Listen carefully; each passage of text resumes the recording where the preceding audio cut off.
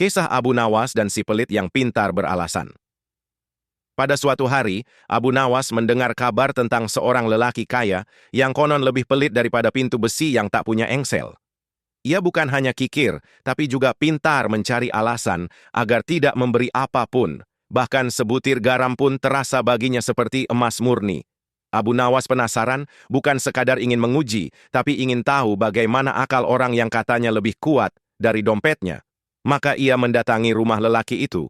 Si pelit membukakan pintu dengan senyum yang lebih tipis dari kulit bawang. Abu Nawas menyapa ramah seolah tidak tahu apa-apa.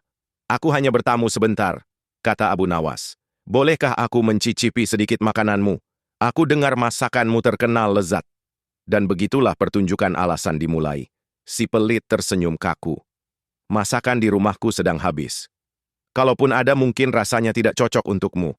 Lagi pula aku baru saja sakit perut, takut menular." Alasan berubah-ubah lebih cepat dari orang mengganti saluran televisi. Tapi Abu Nawas santai seperti orang nonton pertunjukan komedi. "Kalau habis berarti tadi ada. Bila rasanya tak cocok biar aku menilai sendiri. Dan kalau takut menular, maka biarlah aku ikut sakit agar bisa merasakan sakitnya orang kaya yang pelit." Si pelit kaget. Semua alasannya mental seperti bola mengenai tembok. Ia terdiam, gelagapan, tak punya alasan lain.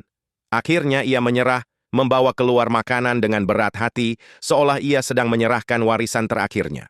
Abu Nawas tersenyum sambil makan, sementara si pelit menelan ludah 3 kali sebelum Abu Nawas menelan 1 suap.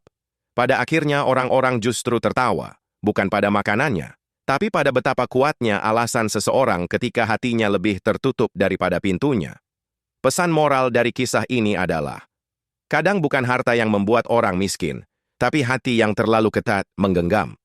Ilmu hebat bila digunakan untuk menolong, tapi lucu bila hanya dipakai untuk menghindar memberi kebaikan. Rezeki tidak habis karena dibagi, justru sempit bila dikunci sendiri.